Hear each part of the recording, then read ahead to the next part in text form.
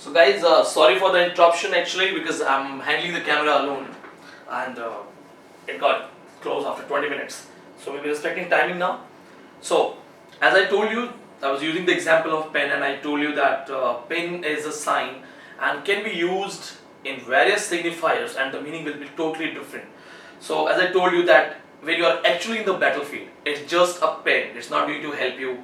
But if the whole scene gets changed, not a battlefield, we take pen as sign, the things related to it, it's the battlefield, that's the whole signifier, context, approaches, mindset, actual condition, realistic approaches, and then the signified is that pen cannot be used in the war.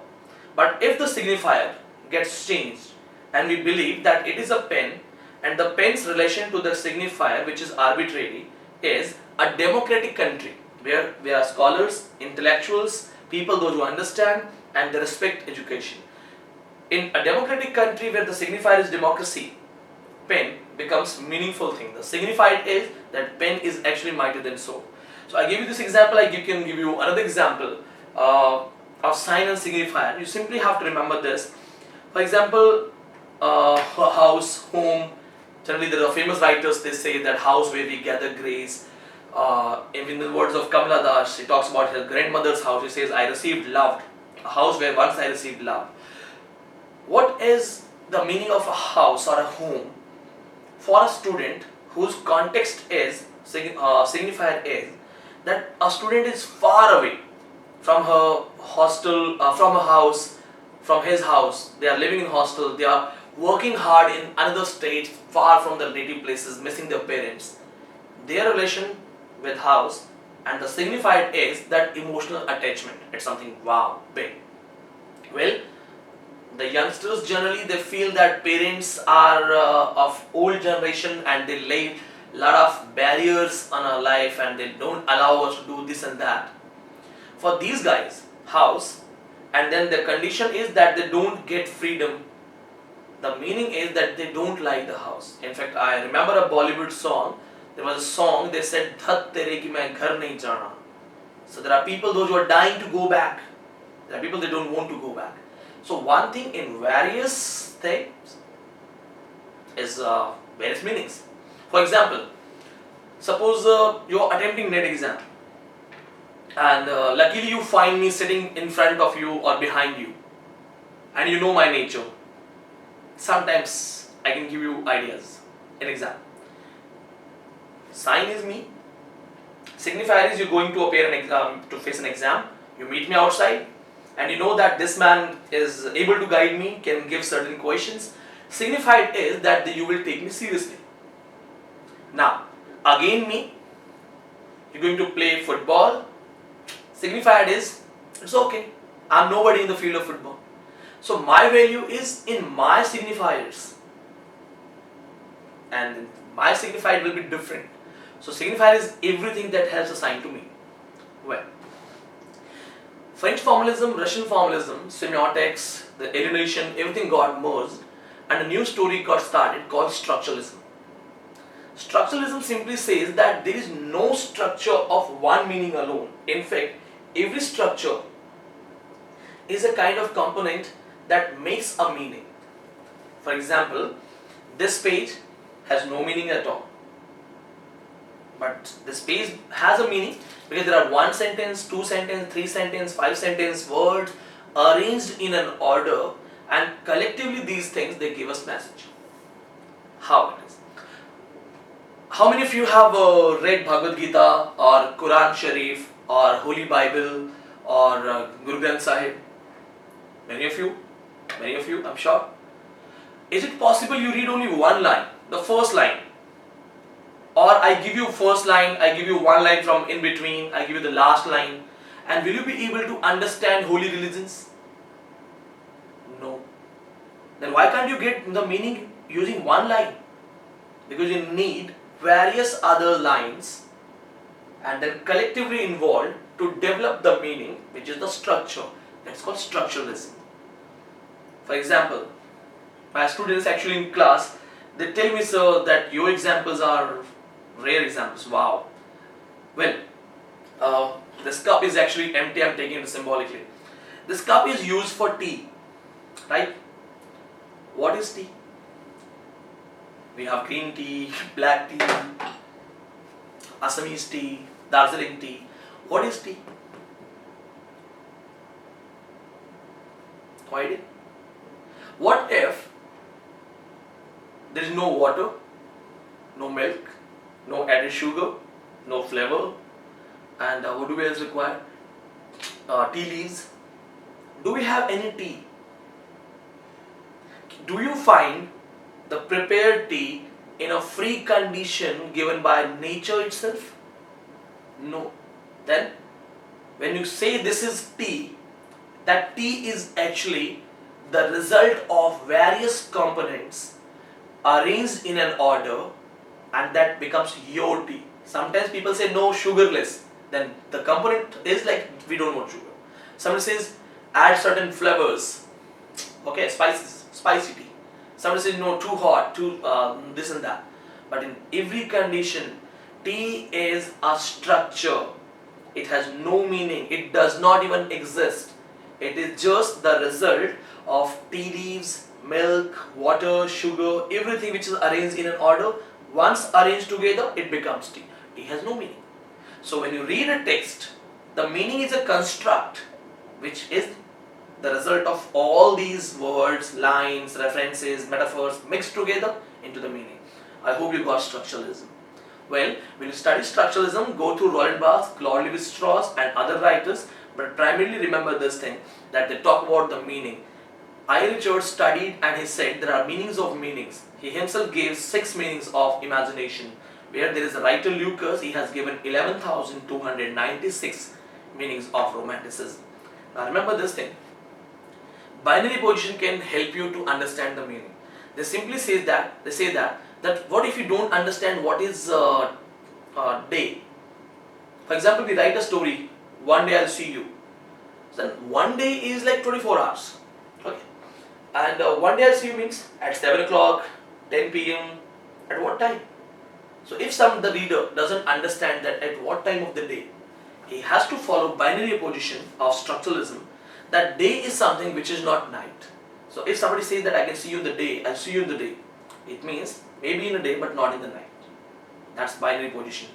Then there are sign versus symbol, myth versus mythemes, all are helping us to get the meaning. Now we'll enter in post-structuralism. Post-structuralism, first thing is the hypothesis. The theory does not exist. It's studied by Deleuze, Judith Butler, Foucault, others, a lot of people. They talk about meta-language or language of language. Well, in my words, post-structuralism is simply when the structuralist critics started understanding meanings, relating it to context, they came to the conclusion that whenever we are trying to develop a meaning, the first and the basic rule is that we have to relate the meaning to time. And time is not stable. Time is going. So we cannot fix our meaning on time. That simply says there are no definite meanings. So the message is that meaning cannot be retained. There are no meanings. This was the reason that deconstruction appeared and Jacques Derrida came with his idea. He studied in grammatology and he said that to get the meaning we should not go out of the text. Everything is in the text. He said when you are reading a text here, you are trying to get the meaning from the outer society, social circles, understandings, mindset. He said let's switch back to the text because the meaning is in the text only. Though he says that sometimes when you read a text you are not able to grasp the meaning. The very condition when you are confused about the meaning is the actual meaning. That is called aporia. A-P-O-R-I-A. It has been asked in net exams. Aporia is when the moment of undecidability appears. We are not able to decide. How? When you want to join classes for NET, you look at me, then look at so-called great professors of NET. You get confused whether I should join this man. He says 69 double JRF. Doesn't appear like that. Whether I should join this man. He claims 1000 qualified NET. I think he has started castings. People they say that he's the member of UGC with no degree at all. Well, so that's my personal video, so I know I'm making direct comments. So when you're confused between this and that, man, you are in between this or that.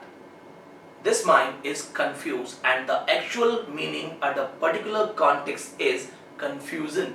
That is your meaning.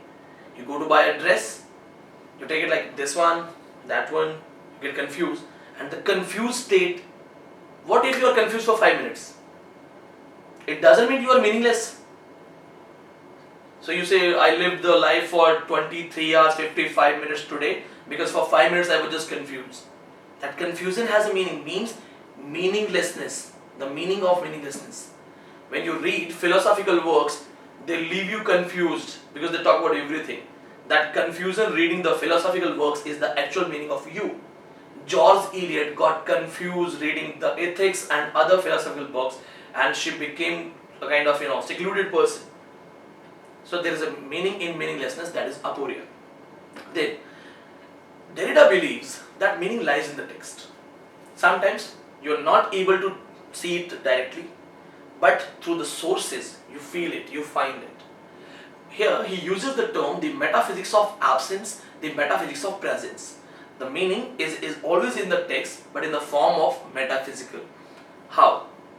I'll give you the example because I know examples make it easy. So you are sitting in your rooms watching my video. I'm here recording this video. Well, I'm sure God is here. I cannot see God. You cannot see God. It's for the believers, those who believe in God. If I say, do we have God in your rooms, in my rooms? Yes, we have it. Can we see Him? No. Can we feel Him? Yes. It's by His will that using technology I'm talking to all of you. So God is present in the room, but in absent form. That is metaphysics of presence. He is absent, but I know He is present, and He is present without His presence. That is metaphysics of presence. Means the meaning is in the text, but it is hidden. But when you read the text, you feel that there should be, this is the meaning, but that is actually hidden. So meaning is present in the text, but without being present. So the same word is called metaphysics of absence, metaphysics of presence. I'll give you an example. You must have attempted comprehensive part of 10th and 12th classes. Sometimes the teachers give you unseen paragraph and they ask you suitable title. So you read 10 lines and you come with a suitable title. Where do you get suitable title?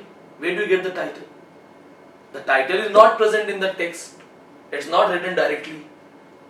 Then what makes you that this is the title? Your understanding. And how do you understand the text? By reading it. And when you read it, you feel that there is something hidden, the hidden meaning, the hidden title. So you got the title which was in the text, but in the absent form, you felt it, you drew it out, you made it the title. That's metaphysics of presence. Now the next theory, the next term is trace. What makes you trace that this should be the title? Reading all the lines in comparison of all others.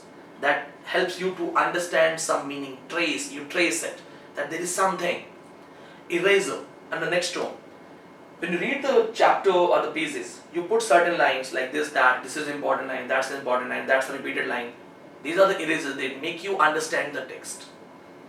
Then Derrida talks about sublines. If you are not able to understand coffee, try to understand tea or milk first, so that you can at least get close to the meaning. That's also a deconstruction theory's part. Along with these things, they study logocentrism, phonocentrism, the language behavior in a particular society, sometimes also called Lang and Perol. Lang is language competence in the words of Noam Chomsky, that you know grammatical skills, that's language, Lang. Perol is how do you use it, in particular set of society, how do you use it, right? For example, you say, I love India, that's a grammatical statement, it's right statement, I love my India. But Perol is that if you are in Pakistan in front of Hafiz Saeed and you say, I love India, so that means you don't know about language performance. You should understand the society first. Get it? Well, so this is all about deconstruction theory. There are a few more terms, translating to signifier, then we have metanomical behavior. So there are a few more things. I won't be able to complete these things in theories only, and because I'll have to check for these things. Well, friends, don't forget to watch my next video, and we luckily have got 362 students in online. I never knew that this will be the huge response, but I know why the response is. First of all, friends, I maintain transparency.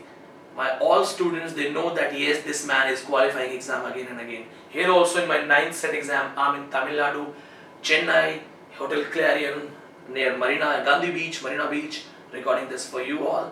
And friends, remember this thing, that is not tough. It's just an exam, brain game.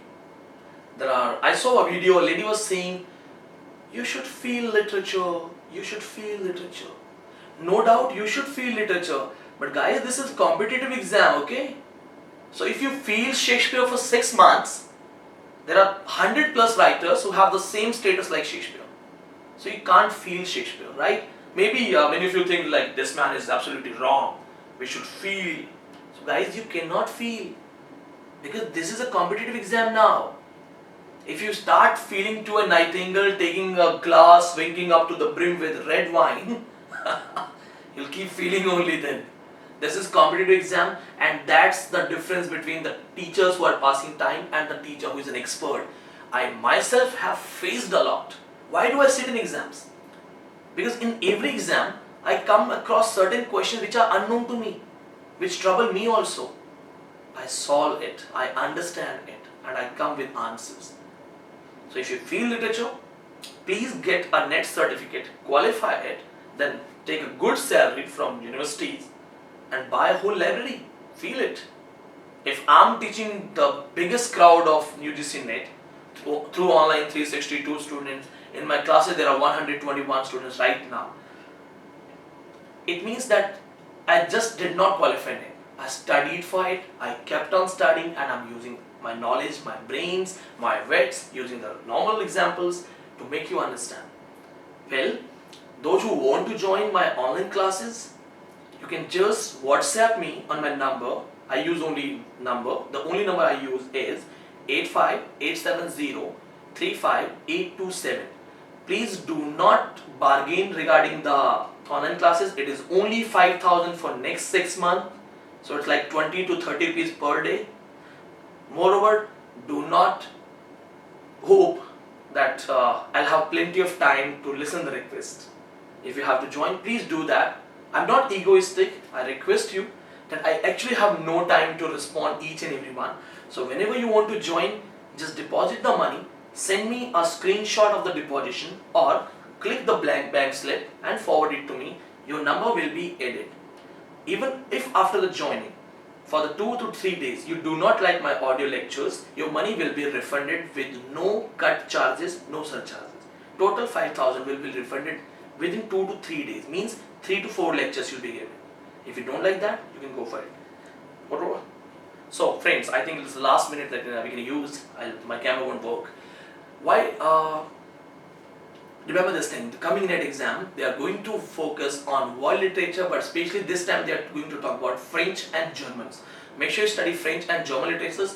Don't forget to read the contemporary literary styles, means the music, because Bob Dylan has become more important writer, and this time in Maharashtra set and in Tamil Nadu set, they have used a question Maxine, a writer Maxine. Her famous work is Women Warrior.